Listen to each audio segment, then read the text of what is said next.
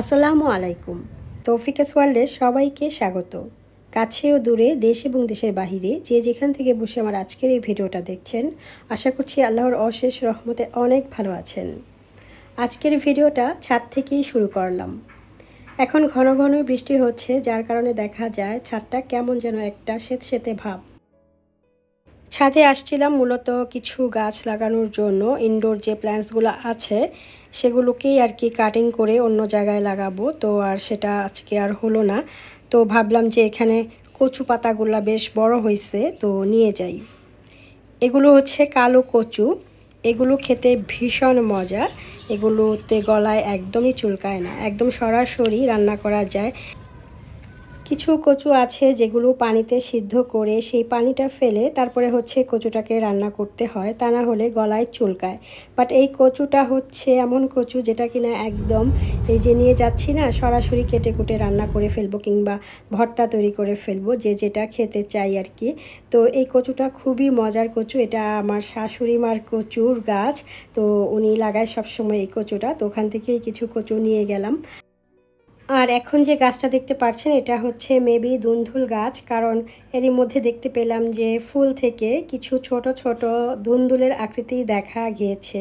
যদি ধুন্দুল না হয় তাহলে চিচিঙ্গা হবে। এটা বীজ থেকে বানিয়েছিলাম। তো দেখা যাক কয়েকদিন পর হয়তো বুঝতে পারবো যে এটা কী গাছ। তো এখানে হচ্ছে রঙন ফুল গাছ ছিল। তো এই গাছটা কেমন জানি হয়ে গেছে এই বছর। অন্যান্য বছর কিন্তু পুরো গাছটিতে ঝাঁকড়ানো ফুল দেখা যায়, তো এবছর খুব কম ফুল আসছে। গাছটা একদম ছড়ায় ছিটায় গেছে। কিছুদিন আগে ঝড় বৃষ্টি হয়েছিল না, তখন আর কি গাছটা যেন কেমন নড়বড়ে হয়ে গেছে। এই লাল রঙন ফুলগুলা যখন ফুটে তখন কিন্তু খুব সুন্দর লাগে। আকাশটা দেখতে পাচ্ছেন, কিছুটা সাদা মেঘ, কিছুটা কালো মেঘ। কখন যে কি হয় এই বর্ষাকালে আসলে কিছুই বোঝা যায় না। এই মেঘ, এই রোদ, সো আবারও হয়তো বৃষ্টি হবে। একদম কালো মেঘে ছেয়ে গেছে, অনেকটা জায়গা জুড়ে দেখা যাচ্ছে। ছাদ থেকে যে কচু পাতা এনেছিলাম সেটা দিয়ে আমি ভর্তা করেছিলাম। তো কিভাবে ভর্তা করেছি এই ভিডিওতে দেখাইতে পারি নাই। এটা আমি শর্ট ভিডিওর জন্য তৈরি করেছি, তবে এখনও চ্যানেলে দিতে পারিনি। কিছুদিন থেকেই বেশ অসুস্থ, যার কারণে দেখা যাচ্ছে ভিডিও দিতেও পারছি না নিয়মিতভাবে। তো আজকে বেশ কষ্ট করেই ভয়েস ওভার করতেছি। ভিডিওটা এডিট করা ছিল, বাট সিক হয়ে গিয়েছি হঠাৎ করে, যার কারণে আর ভয়েস দিতে পারিনি। তো আজকে বেশ কষ্ট করেই ভয়েস দিচ্ছি। গলার সাউন্ডটা অনেকে নিশ্চয়ই বুঝতে পারছেন, একটু অন্যরকম লাগছে। আর আজকে দিনের বেলা আর কি বিকেলবেলা ভয়েসটা দিচ্ছি, বাইরে থেকে বেশ সাউন্ড আসতেছে। বাইরে তো বরাবরই দেখা যায় যে কনস্ট্রাকশন কাজ হয়, টুকটাক শব্দ থাকেই। তো যে কচুর ভর্তাটা বানিয়েছিলাম সেটা দিয়েই ভাত খেয়ে নিচ্ছি। আলহামদুলিল্লাহ, এই ভর্তাটা এত মজা যে এক প্লেট ভাত চট করে খেয়ে নেওয়া যায়।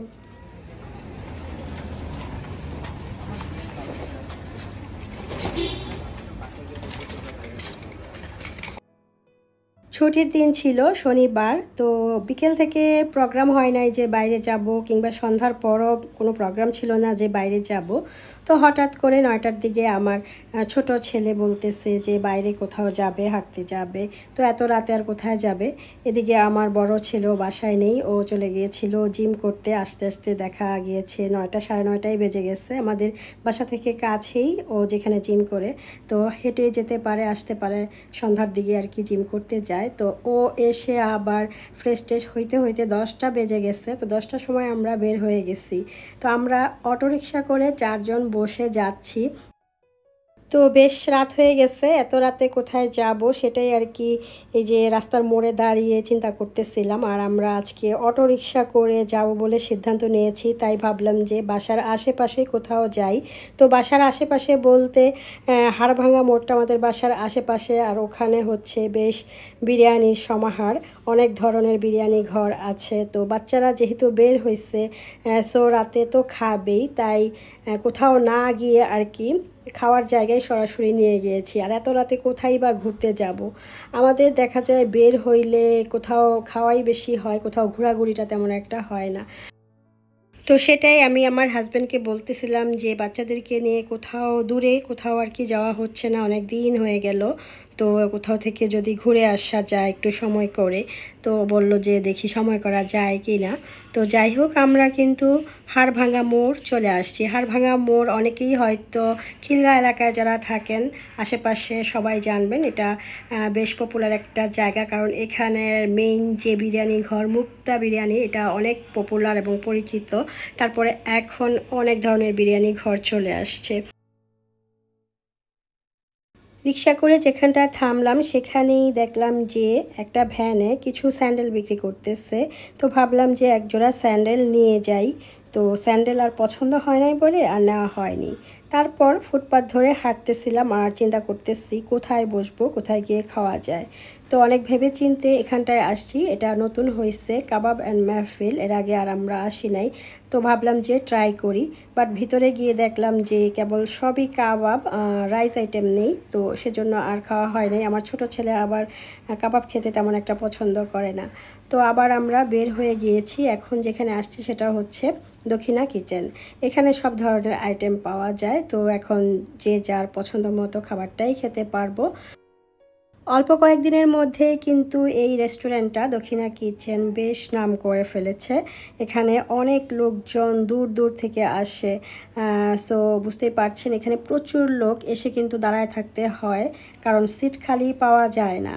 তো আমরা আসার পরে একটু দাঁড়িয়েছিলাম, তারপরে যে সিটটা খালি হয়েছে সেখানেই আমরা বসেছি। একদম মেইন যে গেটটা আছে তার মুখোমুখি বসেছি। এটার আবার উপরেও জায়গা আছে, 2 তলায় খাওয়ার জায়গা আর কি, বসার জায়গা আছে। তো উপরে আর যাওয়া হয় নাই, নিচেই আমরা বসছি। আমি যেখানটায় বসছি সেখান থেকে একটু ভিডিও শ্যুট করে নিয়েছি, যেখানে আর কি খাবারটা সার্ভ করতেছে সেখানে আর কি একটু দেখালাম। তারপর আমাদের খাবারটা চলে আসছে যেটা আর কি অর্ডার করেছিলাম। তো এখানে হচ্ছে আমরা নিয়েছি রুমালি রুটি। তো এর মধ্যে হাতটা ধুয়ে আমরা বসে পড়েছি খাওয়ার জন্য।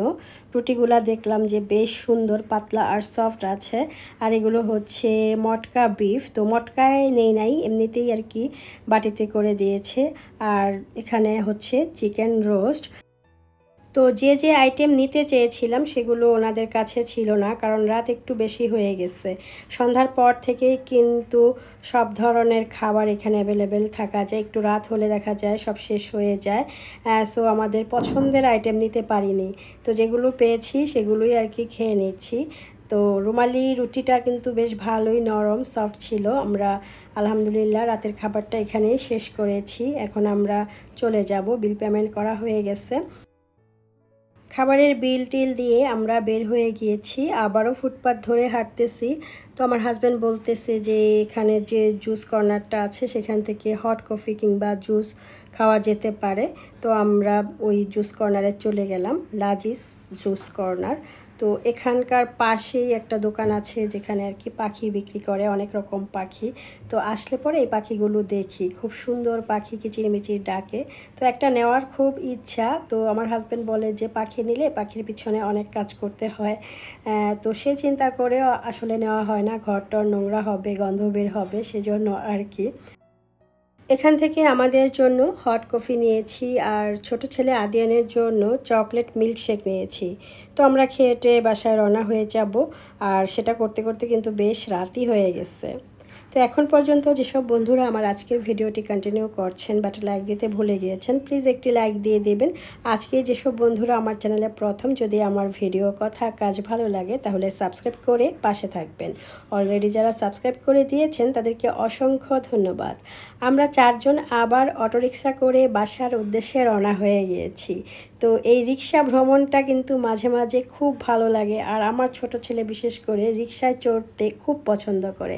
সেজন্যই ওর জন্য এই রিক্সায় ভ্রমণ রাতের বেলা। তো বিদায় নিয়ে নিচ্ছি, আল্লাহ হাফেজ, আসসালামু আলাইকুম।